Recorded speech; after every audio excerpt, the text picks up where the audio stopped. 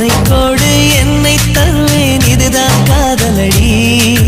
கண்ணீர் கோடு புன்னகை தருவேன் இதுவும் காதலடி. அத்தா அங்க பாருங்க ஐஸ்கிரீம் வண்டி நிக்குது. எனக்கு ஒரு ஐஸ்கிரீம் வேணும் அத்தா. உனக்கு வேணும்னா போய் வாங்கிக்கோ, அதையும் என்கிட்ட கேக்குறேன். எங்களுக்கு வாங்க தெரியாம இங்க வந்து நிக்கிறோம். கையில வாங்குறதுக்கு காசு இல்ல. அக்கா கொடுத்த காசெல்லாம் கூட காலி பண்ணிட்டேன். இப்போ கையில காசு இல்ல அத்தா. நீங்க கொடுங்க, நான் போய் வாங்கிட்டு வரேன். என்கிட்டயும் கையில காசு இல்லையே, போன்ல தான் வச்சிருக்கேன். சரி, என் போன் எடுத்துட்டு போய் வாங்கிட்டு வா. சரி சரி, நான் வாங்கிட்டு பஸ் ஸ்டாப்ல நிக்கிறேன். நீங்க வந்து போனை வாங்கிக்கோங்க. சரி. தேங்க்ஸ் அத்தா.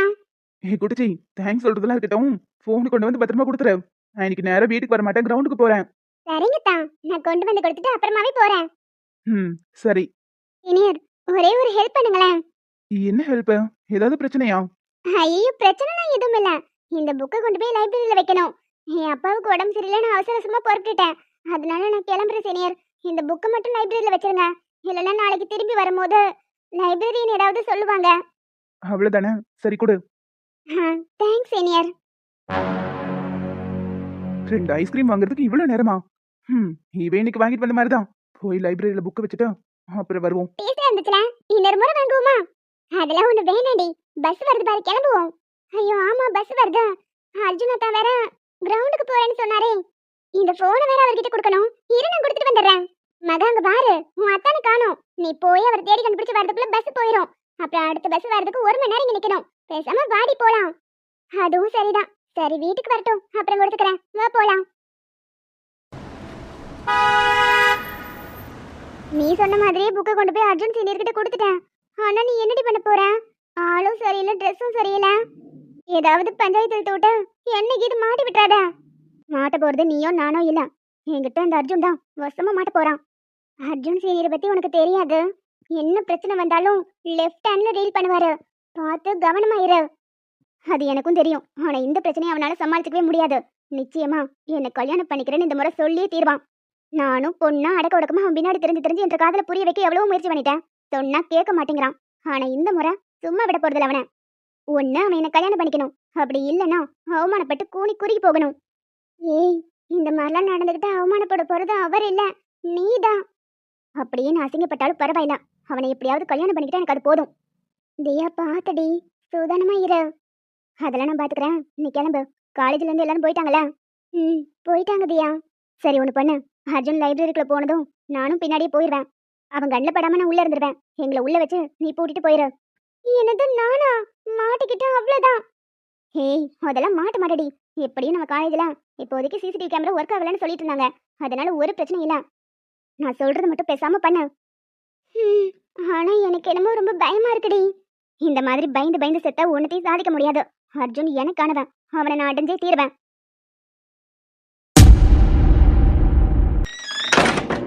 பியூன் தான் டோர் க்ளோஸ் பண்ணிருப்பாரு. அண்ணே, மாரிமுத்தண்ணே, இப்படி டோரை வேற க்ளோஸ் பண்ணிட்டு போயிட்டாரே. நம்ம எவ்வளவு கத்தினாலும் வெளியே கேட்க போறதில்ல. அண்ணே, சுத்தம். எப்படியும் எல்லாரும் நேரத்துக்கு காலேஜ் விட்டு போயிருப்பாங்க. சரி, ஃபோன் பண்ணி வாழ நான் வர வைப்போம். போனை வேற இந்த மகா கிட்ட கொடுத்துட்டு வந்துட்டோம். அவ இந்நேரத்துக்கு வீட்டுக்கு கிளம்பிருப்பாளே. இப்ப என்ன பண்றது? வச்சு பூட்டினதான் பூட்டினாங்க. கிளாஸ் ரூம்ல பூட்டி இருந்தாவது பெஞ்சில் படுத்து தூங்கி இருக்கலாம். லைப்ரரியில உட்காந்துட்டு என்ன பண்றது? சரி, ஏதாவது புக்ஸ் அதை எடுத்து படிப்போம். விடிஞ்சதும் பியூன் வந்து திறந்துருவாரு.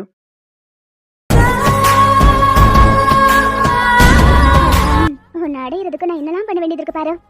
நானும் டீசெண்டா என்ற காதலை எத்தனையோ முறை சொல்லி பார்த்தேன். நீ தான் என்ன புரிஞ்சுக்கவே இல்லை. இன்னைக்கு ஒரு நாள் உன் கூட ஒன்னா இருக்க சான்ஸ் கிடைக்காட்டியும் உன்னை பார்த்துட்டே இங்க இருந்துருவேன். நாளைக்கு காலையில கதவை திறந்ததும் என்ற பெர்ஃபார்மன்ஸ் பாரு, நீயே ஆடி போயிருவ. அதுக்கப்புறம் வேற வழியே இல்லாம என்ற கழுத்துல நீ தாலி கட்டி தான் ஆகணும். என்னைக்கா இருந்தாலும் நான் தான் உன் பொண்டாட்டி.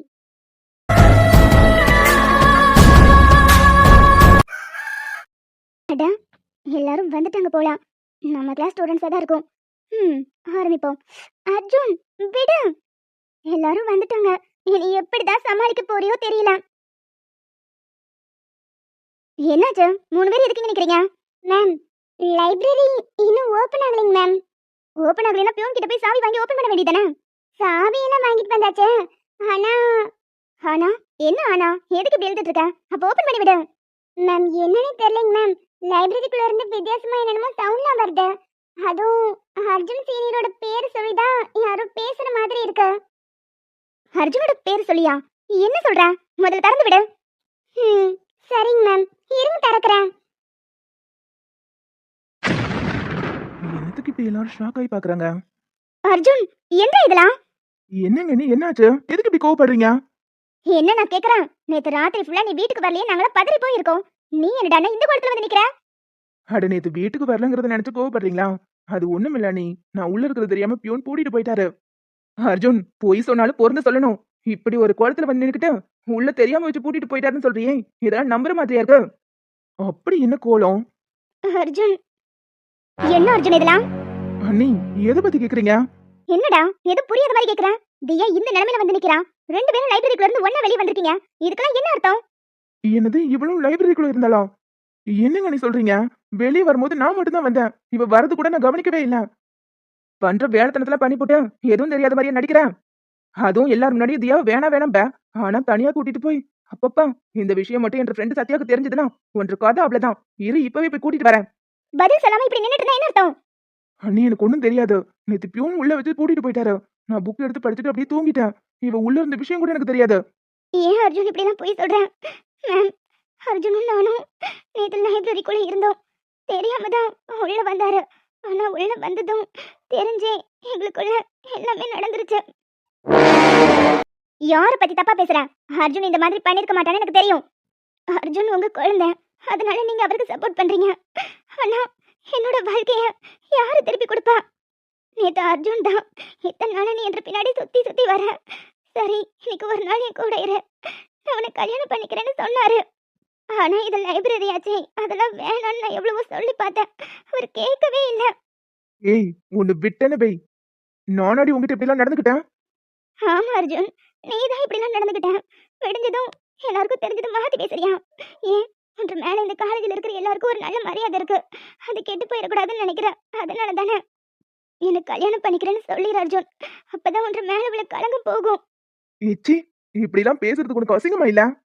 இந்த மாதிரிலாம் பண்ணி ஏன் தொலைல மிளகா இருக்குன்னு நினைக்காத. யாரு?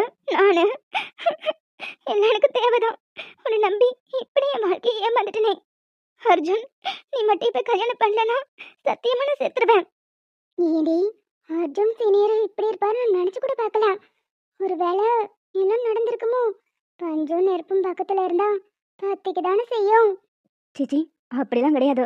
அர்ஜுன் சீனியர் சும்மா வம்பிழுத்து பேசுவாரே தவிர இந்த மாதிரி நடக்கிறதுக்கெல்லாம் சான்ஸ் இல்ல. அந்த கதை பொய் சொல்லுது. பொய்யோ உண்மையோ யாருக்கு தெரியும்?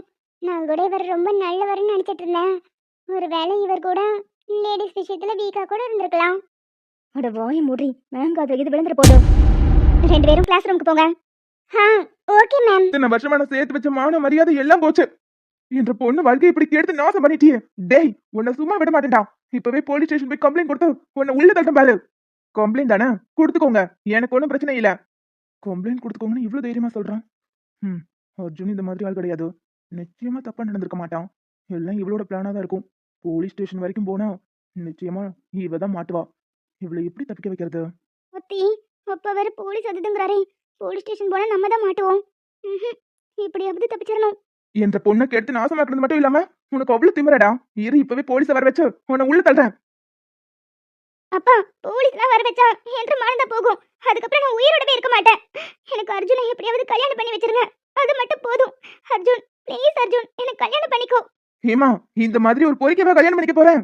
உனக்கு எடுத்து நாசமாக்கிருக்கான்.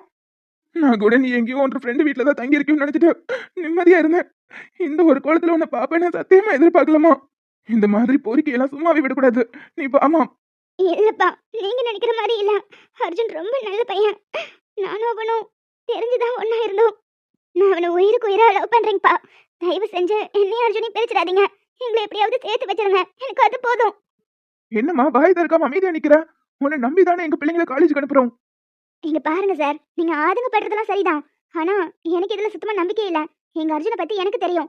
ஒரு காலேஜ் பிரின்சிபலா மட்டும் இல்லாம அவனோட அண்ணியா சொல்றேன். நிச்சயமா இதை அவன் பண்ணிருக்க மாட்டான். தப்பு பண்ற யாருமே தான் தப்பு ஒத்துக்கிறதே இல்ல. ஐயோ போச்சு, என் பொண்ணு வாழ்க்கையே போச்சு. சார், நீங்க என்ன அழுது கூப்பாடு போட்டாலும் அர்ஜுன் இந்த மாதிரி நடந்துக்கிறதுக்கு வாய்ப்பே இல்ல. எங்க அர்ஜுனை பத்தி எங்களுக்கு தெரியும்.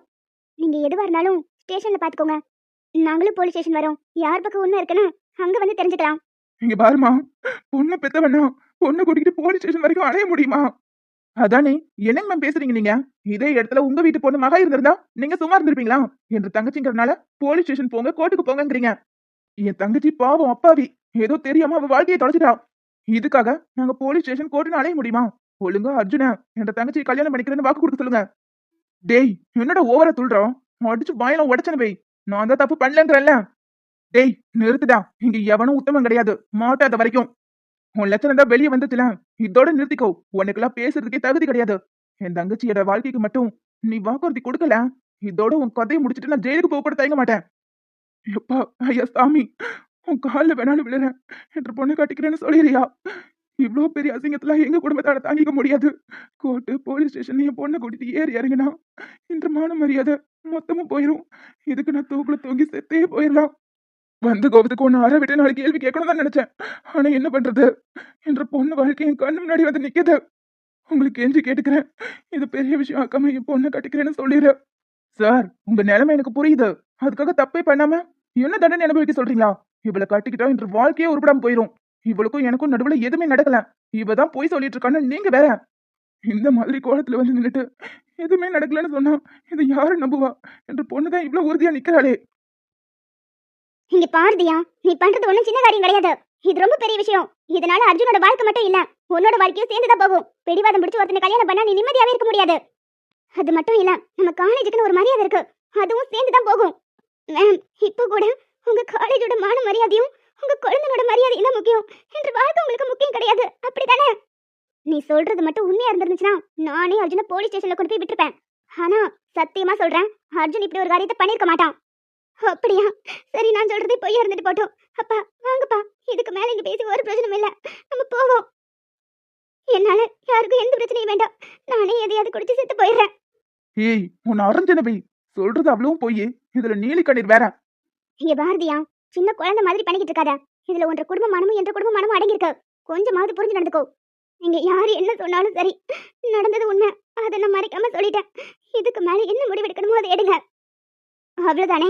நம்ம காலேஜ்ல தான் சிசிடிவி கேமரா இருக்குல்ல, ஏன் லைப்ரரிக்குள்ள கூட இருக்கு. அதை செக் பண்ணி பார்த்தா உண்மை என்னன்னு தெரிஞ்சிட போகுது. அண்ணா, நேத்து நீங்க தான் லைப்ரரி கூட்டிட்டு போனது. ஆமாங்க மேம், நான் தான் கூட்டிட்டு போனேன் கடைசியா. லைப்ரரியோட சிசிடிவி கேமரா ஃபுட்டேஜ் இருக்கும், அதை காப்பி பண்ணி எடுத்துட்டு வாங்க. மேம், அந்த கேமரா ரெண்டும் வேலை செய்யலன்னு சொல்லி சர்வீஸ் சென்டருக்கு நேத்தான் கால் பண்ணேன். அவனுக்கு இன்னும் வரலைங்களே. என்னது, கேமரா வேலை செய்யலையா? ஆமாங்க மேம், இதை நேத்தே உங்ககிட்ட சொல்லணும்னு நினைச்சேன், ஏதோ அவசர வேலையா போயிட்டேன். சாரிங்க மேம், மன்னிச்சிருங்க. என்னண்ணே இது, முன்னாடியே சொல்ல மாட்டீங்களா? சாரிங்க மேம். சரி போங்க. பாத்தீங்களா மேம், இதுக்கு என்ன சொல்ல போறீங்க? நேத்து சிசிடிவி கேமரா ஒர்க் ஆகலன்னு தெரிஞ்சுதான் அர்ஜுன் இந்த மாதிரி தான் என்கிட்ட நடந்திருக்கான். இதுக்கு மேலேயும் அர்ஜுனை நீங்க காப்பாத்தணும்னு முயற்சி பண்ணீங்கன்னா நிச்சயமா நான் செத்துருவேன். என்ற பொண்ணு இல்லாத உலகத்துல நான் மட்டும் என்னத்துக்கு வாழ்ந்துட்டு நாங்க குடும்பமா வேஸ்ட குடிச்சு செத்துருவோம். அர்ஜுன், என் தங்கச்சி வாழ்க்கைக்கு என்ன பதில் சொல்ல போறேன்? இவெல்லாம் ஒரு பொண்ணும் நம்மள அடையிறதுக்காக இவ்வளவு கேவலமா பிளான் பண்ணிருக்கா. இது வெளியே தெரிஞ்ச இவளுக்கு தான் அசிங்கம். அந்த புத்தி கூட இல்லாம இப்படி ஒரு விஷயத்த பண்ணிருக்கா. அண்ணி வேற எந்த பதிலும் சொல்ல முடியாம நிக்கிறாங்க.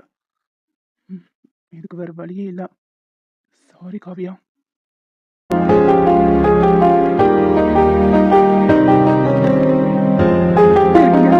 இன்னைக்கு வீட்டுக்கு வந்து ரொம்ப நல்ல மாதிரி பேசிட்டு போனீங்க. நான் கூட என் பொண்ணு மேலதான் தப்பு இருக்குமோன்னு நினைச்சேன். ஆனா இன்னைக்குதான் தெரியுது, நீங்க சொல்ற பதில தான் என் குடும்பமான மரியாதையா அடங்கி இருக்கு. பதில் சொல்லுங்க, இப்ப என்ன பண்ணணுங்கிறீங்க? ஏண்டா, பண்றதுல பண்ணிட்டு கேள்வியா கேக்குறேன். என் தங்கச்சியை கல்யாணம் பண்ணிக்கிறேன்னு சொல்லு. சரி அர்ஜுன், நீ சும்மா இரு. அவசரப்படி அந்த முடிவு எடுக்காத. எதுவா இருந்தாலும் பாத்துக்கலாம். எனக்கு தெரியும், உன் மேல எனக்கு நம்பிக்கை இருக்கு. விடுங்க நீ. என்னால ஒரு பொண்ணோட மானம் போனதே இருக்க கூடாது. இதனால நம்ம குடும்பத்துக்கு தான் அசிங்கம். டி, இப்படி பண்ணா நீயே தப்பு பண்ணதா ஒத்துக்கிற மாதிரி ஆயிரும். உன் மேல தப்பு இருக்காதுன்னு எனக்கு தெரியும். நீ அமைதியா இரு. விடுங்க நீ, நான் பாத்துக்கிறேன். அப்புறம் என்ன, காலேஜ் முடிஞ்சதும் என்ற பொண்ணை கல்யாணம் பண்ணிக்கோங்க. அடுத்த வாரத்திலேயே பேசி முடிச்சிடலாம். அதான் சரின்னு சொல்லிட்டேன்ல, கிளம்புங்க.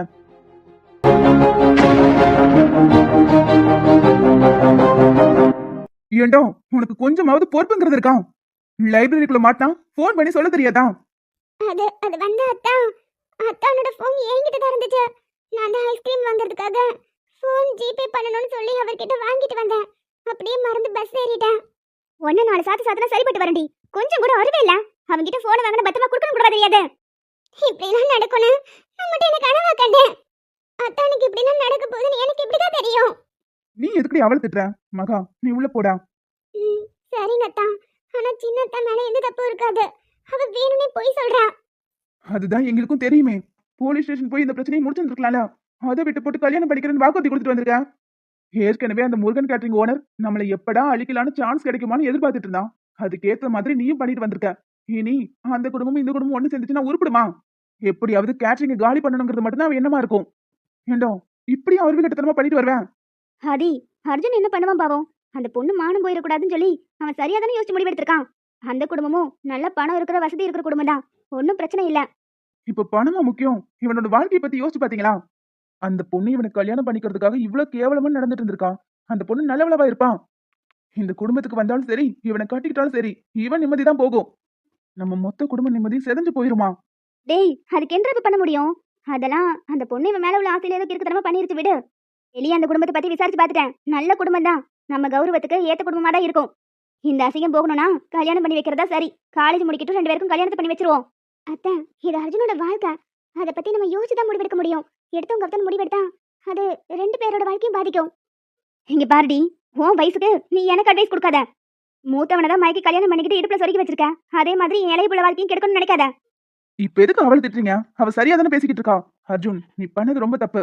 அந்த பொண்ணோட நீ உனக்கு கல்யாணம் பண்ணிக்க வேண்டாம். வேற என்ன என்ன பண்ண சொல்ற? வேற எந்த ஆதாரமும் அவளுக்கு எதிராக இல்ல. என் வாழ்க்கையை நான் பாத்துக்கிறேன், விடு.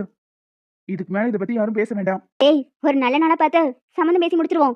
அம்மா, கடுப்பு கிளப்பாம போயிருங்க. எனக்கு தெரிஞ்ச அர்ஜுன் இந்த பொண்ணை கல்யாணம் பண்ணிக்கிறது ஒண்ணுதான். அவனே போய் கிணத்துக்குள்ள விழுந்து சாகுறது ஒண்ணுதான். அவ்வளவு வசதி வாய்ப்போட இருக்கிற பொண்ணு இந்த அளவுக்கு துணிஞ்சிருக்குன்னா அர்ஜுன் மேல எவ்வளவு உயிரா இருக்கும். என்னங்கத்த, கொஞ்ச நாளைக்கு முன்னாடி தான் காவியாவை கட்டி வைக்கலான் இருந்தீங்க. இப்ப அப்படியே உங்க மனசு மாறுது. எந்த பொண்ணா இருந்தாலும் சரி, நம்ம அந்தஸ்துக்கு ஈக்குவலான பொண்ணா இருந்தா போதும். உன்ன மாதிரி இப்படி ஒண்ணும் இல்லாம அண்டிக்கிட்டு வந்து இருக்கக்கூடாது. அப்புறம் அர்ஜுன் விஷயத்துல எந்த முடிவா இருந்தாலும் நான் தான் எடுப்பேன். அவன் இப்ப எடுத்துக்கிற முடிவு கூட சரிதான், விடுங்க. இத பத்தி பேசிட்டே இருக்காம ஜோசியத்தை சொல்லி ஒரு நல்ல நாள் பார்க்க சொல்றேன். போய் சம்மந்தம் பேசிட்டு வந்துருவோம்.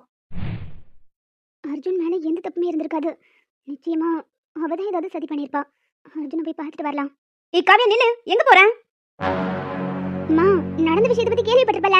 இரு, நான் போய் அர்ஜுனை பார்த்துட்டு வந்துடுறேன். நீ என்னத்துக்கு இப்ப அவனை பார்க்க போறேன்? அவனோட சுயரூபம் தான் வெளியே வந்துருச்சுல. அம்மா, அர்ஜுன் அப்படிப்பட்ட பையன்லாம் கிடையாது. இது எதுவும் மிஸ் அண்டர்ஸ்டாண்டிங். நான் போய் என்னன்னு பார்த்துட்டு வந்துடுறேன், இருங்க. இனி ஒரு அடி எடுத்து வச்சேன், கோலை முடிச்சு அடுப்புல போட்டுருவேன். அவங்க அம்மாக்காரி ஒன்னு அவனுக்கு கல்யாணம் பண்ணி வைக்கலான்னு என்கிட்டயே ஒரு முறை கேட்டான். நான் கூட பையன் நல்லவனா இருக்கானே, சரி கட்டி வைப்போன்னு நினைச்சேன். ஆனா இப்பதானே தெரியுது, எந்த புத்துல எந்த பாம்பு இருக்குன்னு தெரிய மாட்டேங்குது. பா, இந்த காலத்து பசங்க எப்படி இருக்காங்க? காலேஜ்ல லைப்ரரிக்குள்ள சிட்ட கேக்குறதுக்கே காதெல்லாம் கூசுது. அர்ஜுன் எந்த தப்பும் பண்ணிருக்க மாட்டாமா. அந்த பொண்ணுதான் ஏதாவது. டி, ஒரு பொண்ணா இருந்துட்டு இன்னொரு பொண்ணு மேல இப்படி அசிங்கமா பழிய தூக்கி போட்டு உனக்கு அறிவு இருக்கா? எந்த பொண்ணாவது இந்த விஷயத்துல போய் சொல்லுமா? அதெல்லாம் ஒண்ணும் கிடையாது. நல்ல விஷயத்த கேள்விப்பட்டுட்டேன். அவங்க அம்மாக்காரி அந்த பொண்ணுக்கே அவனை கட்டி வைக்கிறதா கூட முடிவு பண்ணிட்டாலாம். தேவையில்லாம இனி அவனை பார்க்கலாம் போகாத. புரிஞ்சுக்கோங்கம்மா, பாவம் அவன். இந்த மாதிரி நேரத்துல மனசு உடைஞ்சு போயிருப்பான். நான் 2 வார்த்தை பேசிட்டு வந்துடுறேன். அவன் மனசு உடைஞ்சு போனா என்ன, எக்கேடு கிட்ட போய் நாசமா போனா நமக்கு என்ன? ஒழுக்கமா வீட்டுக்குள்ள வந்து சேரு. இனி அவனை பார்க்க போறேன், அங்க போறேன், இங்க போறேன்னு சுத்திக்கிட்டு தெரிஞ்சா காலை ஒடிச்சிருவேன். கூடிய சீக்கிரத்துல உனக்கு ஒரு மாப்பிளைய பார்த்து கல்யாணம் பண்ணி அனுப்பி வைக்கணும். அப்பதான் ஏன் கடமை முடியும். என்னங்க பண்ணீங்க? எல்லாத்தையும் புரிஞ்சு சரியா நடந்துட்டீங்க. இப்ப ஏன் இப்படி நடந்துக்கிறீங்க? ஹிண்டி, நான் சொல்றது இப்ப கேட்க போறியா இல்லையா? நல்ல ஒழுக்கமான பையனா இருக்கானுங்கிறனாலதான் இத்தனை நாளா நீ பேசும்போது கண்டுக்காம இருந்தேன். அவன் இவ்வளவு கேவலமான தெரிஞ்ச பிறகும் உன்னை பழக விடுறதுக்கு நான் என்ன முட்டாளா? ஒழுக்கமா வீட்டுக்குள்ள போ. தேவையில்லாம என்னத்தையாவது ஆசையை வளர்த்துக்காத. ப்ளீஸ்மா, ஒரே ஒரு முறை போய் பார்த்து பேசிட்டு வந்துடுறேன். ஏண்டி, இவ்வளவு தூரம் சொல்லிக்கிட்டு இருக்கேன், பிடிவாதமா பிடிச்சு நின்றுட்டு இருக்கேன். நீ என்ன இடத்துல அவன்கிட்ட பழகிட்டு இருந்தேன்னு எனக்கும் தெரியும். சரி, நம்ம பொண்ணு எப்படி தப்பு எதுவும் பண்ணிட மாட்டான் அப்படிங்கிற நம்பிக்கையில தான் பழகி விட்டேன். ஆனா அவன் கேடு கெட்டவன். இனியும் அவன் கூட பழகிறதுக்கு நான் அனுமதிக்க மாட்டேன். உள்ள போடி. ப்ளீஸ்மா. இப்ப உள்ள போக போறியா இல்லையா?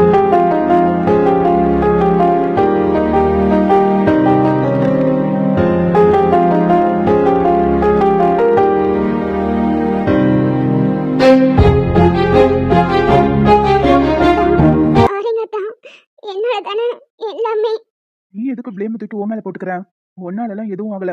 இல்ல அத்தா, நான் மட்டும் உங்ககிட்ட போனை வாங்காம இருந்திருந்தா இந்த மாதிரி எதுவும் நடந்திருக்காதுல்ல. போன் பண்ணி யாரையாவது கூப்பிட்டு இருந்திருப்பீங்க. இப்ப அதை பேசி எதையும் மாத்த முடியாது, விடு. அதான். அப்புறம் இன்னொரு விஷயம், உங்களை பார்க்க காவியா அக்கா வந்தாங்க.